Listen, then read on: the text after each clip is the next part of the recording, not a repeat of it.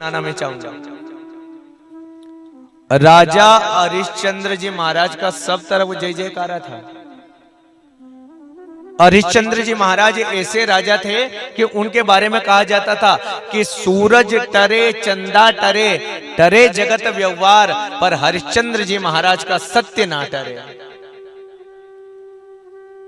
इनकी प्रशंसा देवता गाने लगे, इनकी प्रशंसा सब जगह होने लगी, इनका जय जयकारा सब जगह होने लगा।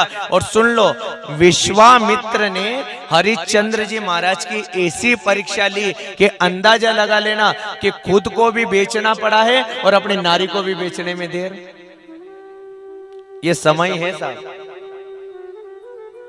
जिसकी धर्म पत्नी ने कभी महल से बाहर नहीं निकली, जिसकी धर्मपत्नी नौकर चाकर दासी जिनके साथ में रहती थी, पर अंदाजा लगा लो कि हरिश्चंद्र जी महाराज ने तो नौकरी करी मसान में, मरघट पर जाकर के, और उनकी धर्मपत्नी ने बिचारी ने एक ब्राह्मण के यहाँ पर बर्तन धोने का काम संभाला। अब अंदाजा लगाओ कि कहां राजा ने कहां रानी।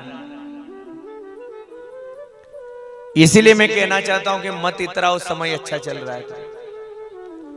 ये समय ने किसी को नहीं छोड़ा है। राम जी महाराज की अगर आप लोग कथा सुने ना, तो अंदाजा लगा लेना कि रामचंद्र जी महाराज को सुबह तो सिंहासन पे बैठना था, और गुरु जी का नाम था वशिष्ठ ऋषि। ऐसा मुहूर्त दिया जो मुहूर्त कभी भी फेल नहीं हो, पर रामचंद्र जी महाराज सिंहासन पे नहीं बैठे। सुबह तो उनको वनवास जाने में भी देर। इसीलिए मैं आप लोगों को बार बार बोल रहा हूं, अगर अपने पास में पैसा हो तो पैसे का अहंकार मत करो, अपने पास में धन हो तो धन का अहंकार मत करो, अपने 10-10 भाई है तो 10-10 भाई का भी अहंकार। ये गांव का कल्याण कर रहे हो आप लोग। और वही समय आया, कथा को ध्यान से सुनना, तारा हरिश्चंद्र जी महाराज के धर्मपत्नी, बेटा मर गया है, बेटा मर जाने के बाद में आज लाश को उठा करके लेकर के आई है, और देखा कि हरिश्चंद्र जी महाराज बैठे हुए हैं, वहां मरघट का काम कर रहे हैं, मुर्दे जल रहे हैं, हाथ में लकड़ी है उनके हाथ में। शायद भगवान किसी के घर में या किसी के परिवार में जो मैं दर्दनाक कथा सुना रहा हूं, ये किसी के घर में नहीं हो। हरिश्चंद्र जी महाराज के धर्मपत्नी ने बाल खुले कर लिए और रो रही है। हरिश्चंद्र जी महाराज ने नहीं पहचाना, पास में जाकर पूछा कि देवी तू कौन है और क्यों रो रही है, तेरी आंख में आंसू आ रहे हैं। तारा ने देख लिया और तारा ने एक ही शब्द दिया कि मैं रो तो रही हूं, पर स्वामी आप नहीं जानते हो, ये दूसरे का बेटा नहीं है, मेरा नाम तारा और ये आपका बेटा रोहित आज अपने प्राण त्यागने में भी देर,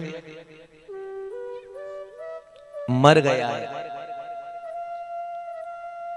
सब लोगों ने हरिश्चंद्र महाराज का जय जयकारा यूं नहीं किया है। उन्होंने कहा कि चाहे मेरा बेटा हो चाहे दूसरे का बेटा हो, जब तक यहां पर नेक नहीं दिया जाएगा, मैं अपने बेटे को भी जलाने वाला।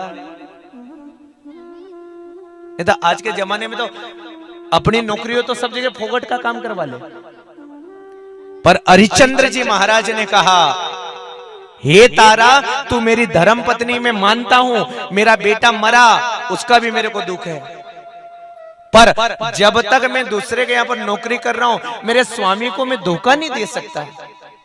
जब तक तू यहाँ पर रुपया नहीं दे, जब तक पैसा नहीं दे, मैं अपने बेटे को जलाने वाला। तारा ने कहा कि स्वामी आप कैसे हो गए?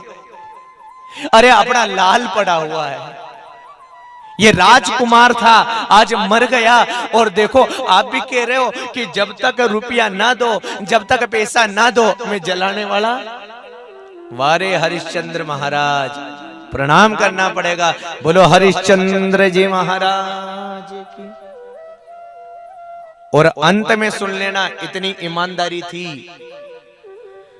तारा ने भी अपनी आधी साड़ी फाड़ी और आधी साड़ी से तो कफन बनाया, और आधी साड़ी हरिश्चंद्र महाराज को देने में भी देर। रात की 10 बज रही, कौन स्त्री अपनी साड़ी निकाले।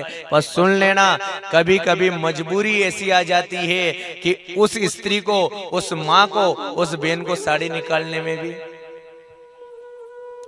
सब जगह कृष्ण जैसे भाई नहीं है। कोई कोई तो आपके साड़ी निकालने के लिए बेताब हो रहा है, कोई आपके वस्त्रों को देख करके बेताब हो रहा है। और अंदाजा लगा लेना, बड़ी सभा के अंदर द्रौपदी की भी साड़ी निकाली जा रही है और रो रही है, गुरु द्रोण की तरफ देख रही है, पिता माह की तरफ देख रही है और कहा, गुरु द्रोण बोलो, पिता माह बोलो, तुमसे तुम्हारी बहू पूछती है। द्रौपदी ने रो करके, जो बड़े बड़े बैठे थे ना ससुर जी, उनसे कहा, आप तो बोलो, ये दुशासन मेरी साड़ी खींच रहा है। गुरु द्रोण भी चुप हैं, पिता माँ भी चुप हैं, और दूसरे की छोड़ो, 5-5 पांडव ने भी माथा नीचे करने में ये समय है। इसलिए कहा, देखो समय का बदला है कैसा, महलों की रानी लुटी जा रही। जो महल की रानी को कोई हाथ नहीं लगा सकता था, जो महल की रानी को कोई देख नहीं सकता था, जो महल की रानी से बात नहीं कर सकता था, पर आज समय आया, ये दुशासन साड़ी को खींच रहा है और रो रही है। और रोते रोते उसने एक ही बात कह दी कि कान्हा, मेरी लाज नहीं जाएगी, लाज तो तेरी बहन की जा रही है, पर मैं तो बदनाम होंगी और तू भी बदनाम होने में देर नहीं करेगा। कहा,